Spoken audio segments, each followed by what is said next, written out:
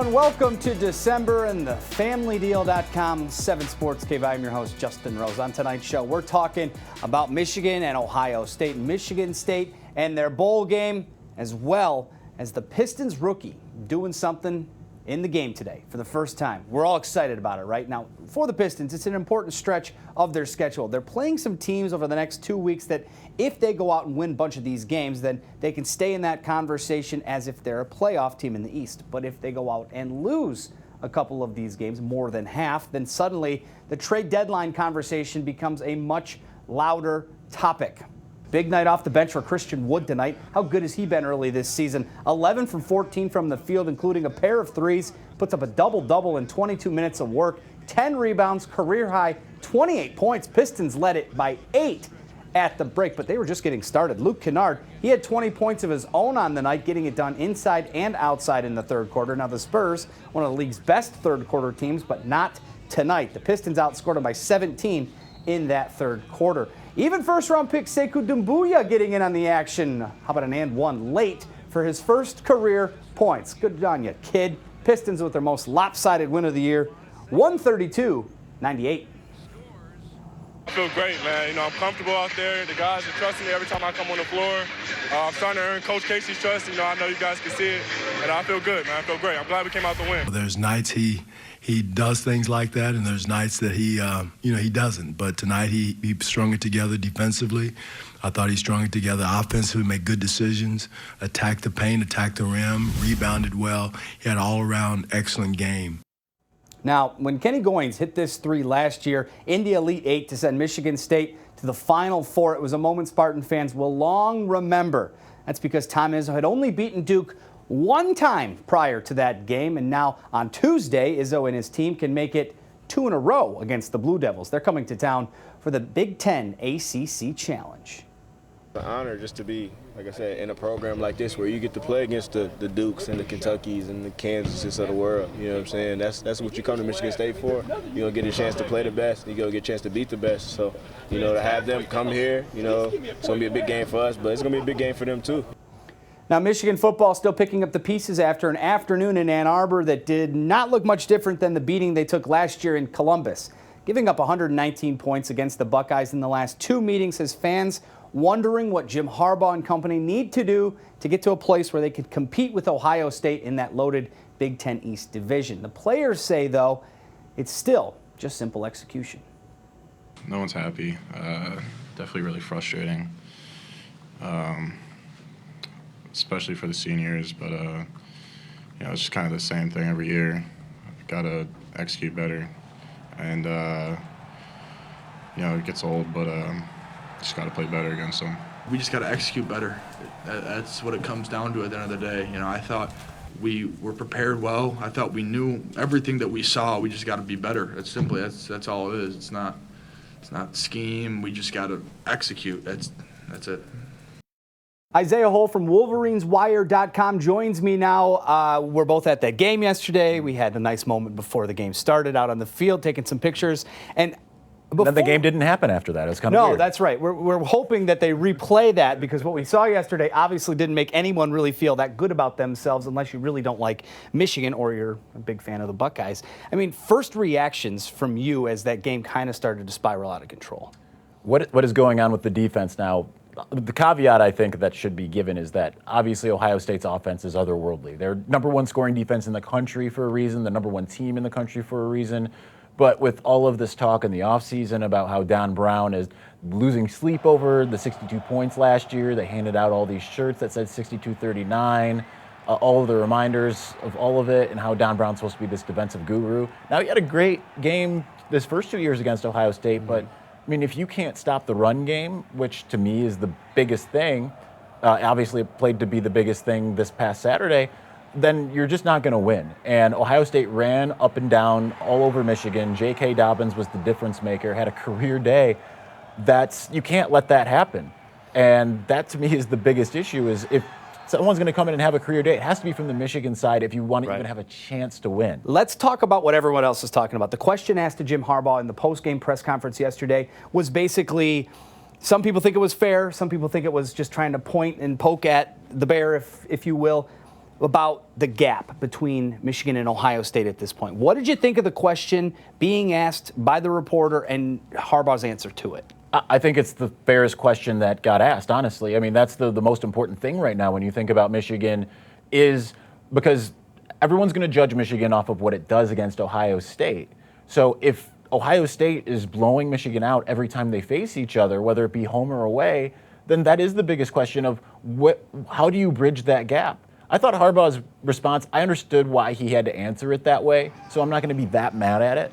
But at the same time, I would have liked a little bit of something more forthright, because that's the most honest question. He wasn't insulting him like Harbaugh insinuated. Mm-hmm. That absolutely is the case right now. There's a giant gap.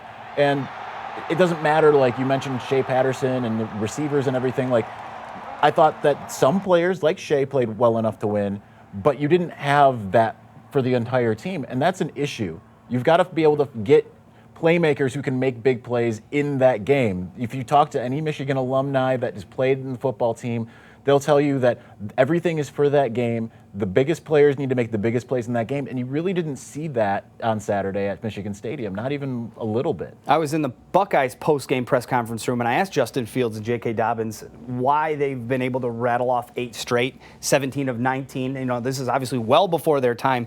Even in Columbus, they were probably 3 or 4 when this started. But they said, we prepare for it year-round. And does Michigan prepare for it year-round? Because it doesn't seem, the victors get to say what they want, right? Right. But is there any truth to that? Michigan does now prepare year-round, but I had actually asked the same thing of Buckeye players at Big Ten Media Days over the summer, and I was shocked at the amount of preparation that goes in for Michigan. Literally every single day, there's some kind of preparation for Michigan. Michigan hadn't done that up until this year under Jim Harbaugh. They are now. But obviously you didn't really see it pay off because, again, the gap between, in my eyes, the recruits, the talent that they have out there. Michigan's got great talent. Right now, Michigan's proven that it is even with Wisconsin and Penn State. Yes, they lost to those teams this year. The year before, they beat them. Right. They're trading back and forth. Clearly, there's just a giant gap between Ohio State and Michigan. But to be fair, there's a giant gap between Ohio State and everybody else in the Big Ten. Yes. And we're going to see that on Saturday as they probably will mollywop Wisconsin one more time in similar fashion. Let's answer Jim's question for him. How far away are they, recruiting-wise, to be on the same playing field with Ohio State? I'm not really sure, to be honest, because I do think in some degrees they have the horses. Imagine Donovan Peoples-Jones, their 5-star from here in Detroit Cass Tech. Imagine he catches 2, 3, 4 of those balls that come his way, catches that touchdown. Things might have looked a little bit different. Yes, they were playing from behind, but at least they're keeping things marginal. So I don't know exactly, because they've got a lot of young talent. Daxton Hill on the defensive side. We saw a lot more of Chris Hinton at defensive tackle. Those are 2 5-stars. Now, Ohio State has like 7, 8 5-stars at a time, whereas Michigan tends to have 2. So that is a pretty sizable gap, but at the same time, Michigan's got so many 4-stars that just aren't living up to their expectations, at least not in that game. So I think that if some of these guys go on and they play out of their minds, it could be a different story, but you're not seeing that ever in the game. Michigan comes into that game every single year and makes a ton of mistakes while Ohio State plays perfect football. So it's kind of hard to combat that, to be honest. You know the phrase, squeezing the bat or squeezing the stick a little bit when you're. Is there so much pressure on Michigan? Is Ohio State almost playing with house money at this point in these rivalry games, just simply because if we lose one, whatever, we'll win the next 7? It almost feels like that attitude could creep in, but they also focus so much on that game. I mean, like when that last sentence, what you said, they focus so much on that game. I think honestly that is the biggest deal because, like you said, Justin Fields says we care more about the rivalry, we prepare more for the rivalry. Keep in mind that Michigan has 3 rivals, and they don't play them every single year, but Michigan's focus is a little bit divided. It's true. And Ohio State, despite the fact that they're a national championship caliber team, they care more about beating Michigan, I think, than they do about winning the entire thing. And I think that maniacal focus is something that obviously Michigan doesn't have. And I don't really know what you can do to change that because Michigan is going to, just like Ohio State, get everyone's best shot, but they just don't have quite as much talent. they don't have quite as much leeway, and then you get to a game like this. In a way, I just don't have any answers, to be honest. So the word of the day is maniacal, folks. Go ahead and just Google that right now, because I'm going to have to look it up as well. Because no, but it is so interesting. I guess what's next for them? They're going to get a decent bowl game, but they could also slip down to maybe one of the. Because of the hierarchy at the top of the Big Ten, seeing how things play out, obviously, with the New Year's Six and stuff like that. I guess going into the offseason, will they just have to focus so much more on this game? Is that just the one thing you can walk away from this, knowing this won't happen again this way? I mean, I'd say that they need to probably find a way to put all of their focus on whatever they need to do to beat Ohio State, because here's the thing. If you can find a way to beat Ohio State, you're probably at the top of the mountain. Bingo. So if you put all your focus to recruit to beat Ohio State, the scheme to beat Ohio State, to do everything to beat Ohio State, you're probably going to be able to beat the rest of the teams on your schedule.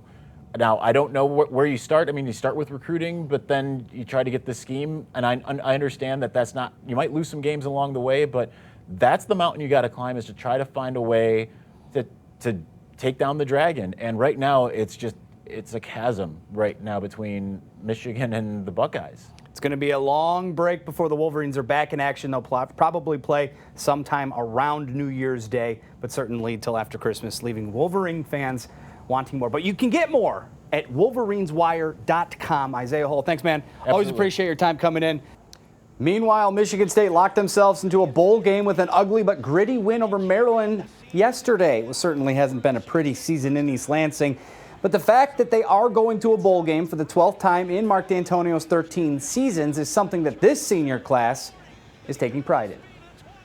You know, it's kind of where the season has gone, you know, a lot of ups and downs. But, you know, to be able to come out and get that 6th win and continue to battle even after, you know, we gave up a couple plays or we got down late in the game, you know, to continue to battle and come out with a victory, you know, that means the world. We've had fantastic moments. I think we've left our mark in this program in a good way. You know, obviously things didn't go well the past couple years, but I mean, there's still memories I look back and are very proud of when I'm here. Meanwhile, Central Michigan's incredible turnaround continues. The Chippewas will play in the MAC championship game at Ford Field this Saturday against Miami, Ohio. Jim McElwain likely to be named MAC Coach of the Year later this week after inheriting a 1-win team and then leading it to a conference best 8-4 record. Big source of motivation was getting picked dead last in the preseason poll. This one is something obviously real special because of where these guys came from. And more than anything, the thought that this place wasn't much. And, you know, to be picked where they were at the beginning of the season. And for them to, more than anything, choose to invest in themselves. You know, I've seen a lot of growth, and I'm just really proud of these guys. Well, you were Lions free on this Sunday. They played, of course, on Thanksgiving and lost. For those looking forward to the draft, the Dolphins, the Redskins, and the Broncos all won, making the Lions' push to get a top 5 pick even more realistic, if you're into that sort of thing. Craziest play of the day, though, came from the Dolphins and the Eagles. Look at this. 4th and goal after moving out of field goal formation. It's the holder who flips it to the kicker in the end zone. Yeah, he's the first NFL kicker to catch a touchdown pass in over 40 years. Dolphins go on to beat the Eagles, as I mentioned, 37-31. All right, coming up after the break, we got to talk a little bit more about those Lions, but not just what the current players are doing, but what the former players are doing off the field. It's coming up next here on the FamilyDeal.com 7 Sports Cave. We'll be back in a minute.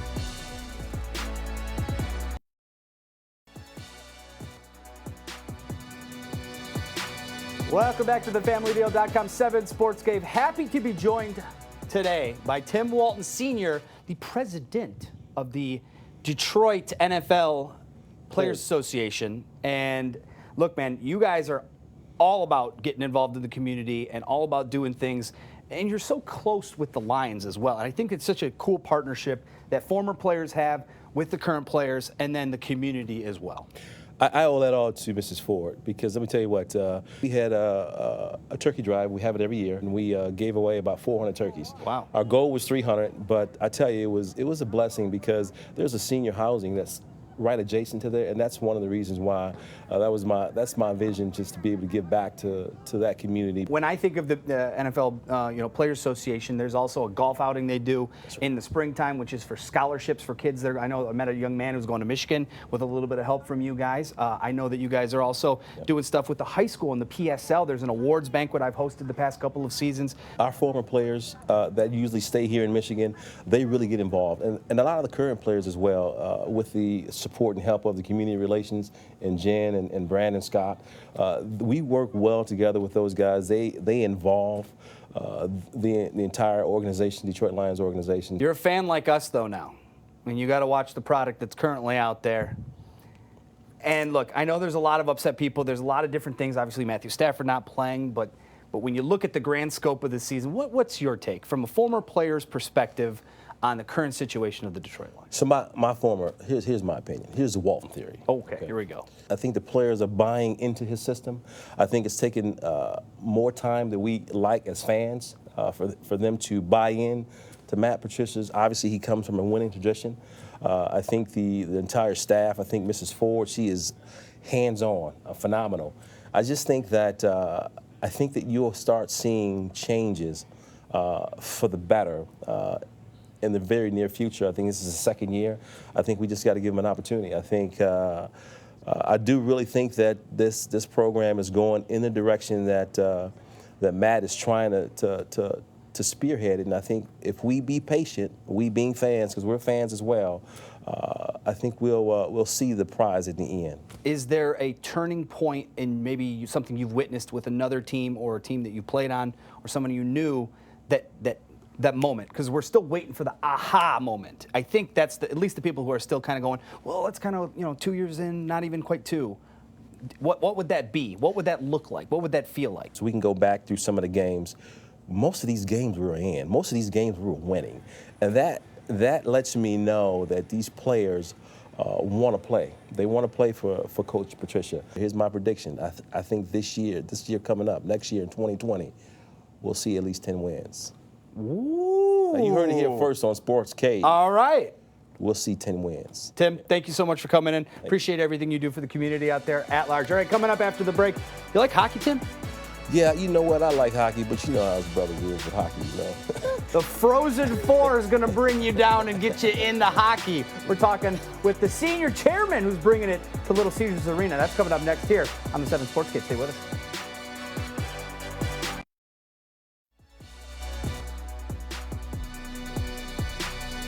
Welcome back to the FamilyDeal.com 7 Sports Cave. The Frozen Four is coming to Detroit. Greg Hammerin, Senior Vice President, General Manager at Fox Sports Detroit during the daytime, but in his after hours, he's now the chairman of the Frozen Four coming. How excited are you for this event to come to Detroit? First of all, thank you for having me, Justin. Of course. It's great to be here with you. And I'm very excited. I'm a hockey geek. So having the Frozen Four for the 7th time in Detroit is a tremendous honor and a great opportunity for us to showcase this city to the NCAA. And I know they've already been impressed with the facilities. I know the energy of the Detroit people and fans are going to blow them away. Little Caesars Arena has already been on the national stage once when they had a couple of regional games for the NCAA men's basketball tournament, but I feel like the Detroit Sports Commission, along with you guys and the NCAA, are going to try to do some things more interesting and learning from that first experience. Well, it's the full-time job of the Detroit Sports Commission to do just that, to blow out these events that come to Detroit. We're going to showcase this city in all its glory to everybody that comes by. We've got a number of fun things planned for people. It's not just the hockey games. We also have the Hobie Baker Award, which is hockey's version of the Heisman Trophy being awarded. And we'll have a battle of the bands and the pep bands and such. And Little Caesars Arena is going to be rocking. It's going to be fun. I know a buddy of mine who works in Pittsburgh in TV sports news. He always takes a trip with his friends around the country to wherever the Frozen Four is. So those types of people who make that tradition will make that tradition now in Detroit this year. You know, Justin, one of the things that surprised me early on in this process was the NCAA keeps a database of all the people that go to all the Final Fours. And some of these people have been going for more than 25 years to each and every Final or Frozen Four. And you know their team isn't always involved. involved. Right. They just love the event. And so the NCAA has been a great partner in this process, along with all the folks at the Detroit Sports Commission. But we're going to do a bang-up job. And for those people who come for the 26th year of Frozen Fours, they're going to have the best time ever. What about for you? I know you have a passion for hockey, and to be the chairman of such a cool, unique event coming to town, it's got to be kind of unique. One of the things is I'm not a native Detroiter, right? So I moved here, and I've come to love this city. I've come to realize and boast that it is the greatest sports town in America. And I say that on a factual basis, not an opinion-based basis. And so for me to have this opportunity to lead this effort, to give back to the city, to showcase the city that I've come to love, it's a tremendous honor. And being a hockey geek, it's just fun. Now, tickets are already on sale. Where can people go to find more information and to get those tickets to get in, get it going? Great question, because my #1 job is to sell out the building. So everybody, please go to ncaa.com/Frozen4, or you can go to the LCA box office and get all the tickets you need. And I guarantee it'll be worth it. Absolutely. It'll be a great time. Maybe even a local team will make some sort of magical run like Michigan made in baseball last year. Michigan State is now in the top 20. Western Michigan is in the top 20. If you expand that to the Big Ten, Notre Dame, Penn State, Wisconsin. Not only is this hockey town, the Great Lakes is Hockeyville, hockey region, Hockey Lakes. Hockey Lakes. There it is. Greg, thank you so much for coming in. Always Thanks, appreciate Justin. it. All right, coming up, a couple final thoughts here on the 7 Sports Cave. Stay with us.